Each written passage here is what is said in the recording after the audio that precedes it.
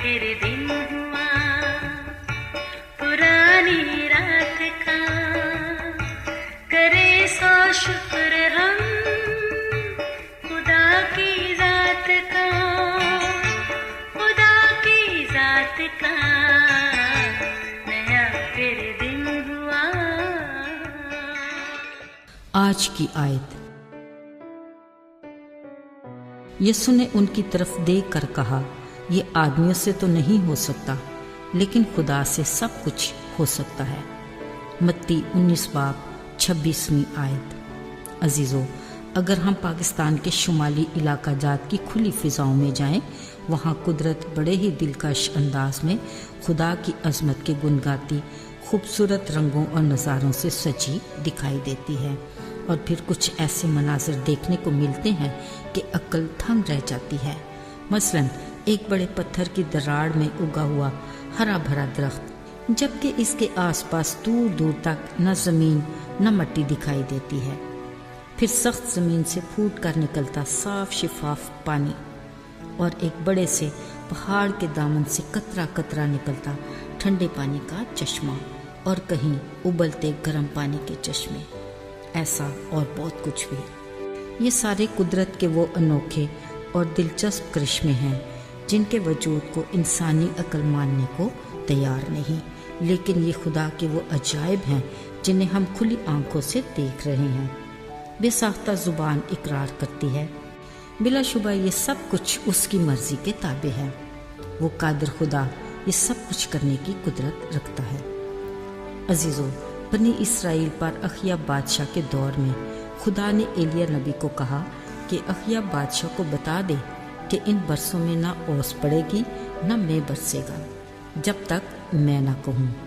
اصل میں یہ بادشاہ کے لیے سزا تھی، کیونکہ اخیا بادشاہ نے خدا کی نظر میں بدی کی اور اپنے سے پہلے اسرائیل کے بادشاہوں سے زیادہ خدا کو غصہ دلانے کے کام کیے۔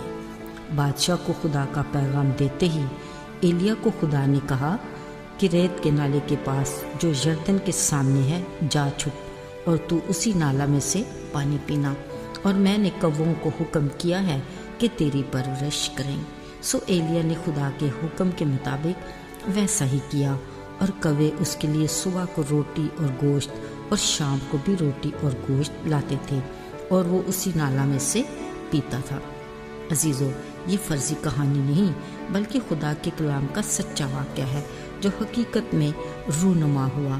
اگرچہ یہ سب کچھ انہونی سی بات لگتی ہے اور عقل بھی دھنگ رہ جاتی ہے کہ کوے جیسا لالچی پرندہ جو خود دوسروں سے چھین کر کھاتا ہے کیسے روٹی اور گوشت ایلیا کے لیے لاتا ہوگا، اور کہاں سے یہ سلسلے چل رہے تھے۔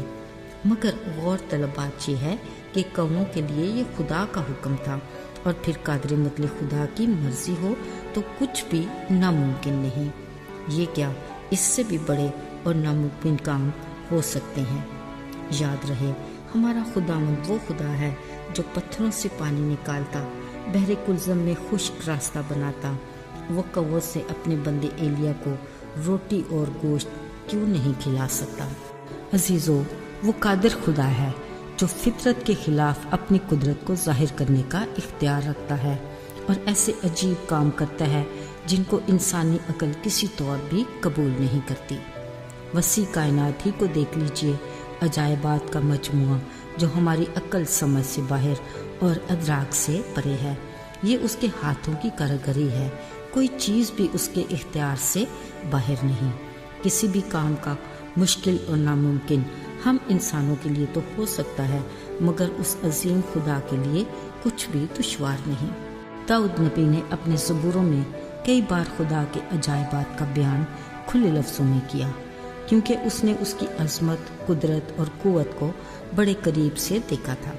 وہ اپنی چھوٹی عمر سے ہی اپنے تجربات کے سبب سے جانتا تھا کہ اس کا خدا اس کے لیے ہر وہ کام کر سکتا ہے جو عام حالات میں ناممکن ہے۔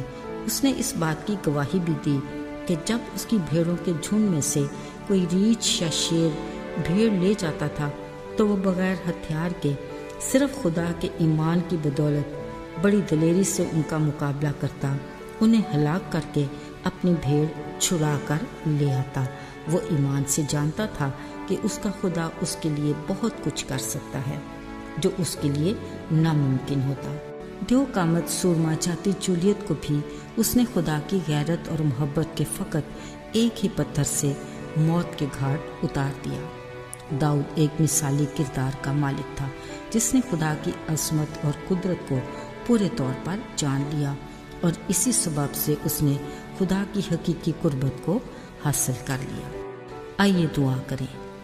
اے خدا باپ، ہم ایمان رکھتے ہیں کہ تو وہ واحد خدا ہے جو ہر ناممکن کام کرنے کی قدرت رکھتا ہے۔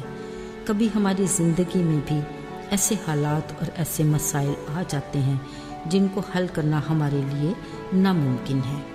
توفیق دے کہ ہمارا ایمان تجھ پر مضبوط ہو، تو ہمارے لیے یہ سب کچھ کرنے کی قدرت رکھتا ہے۔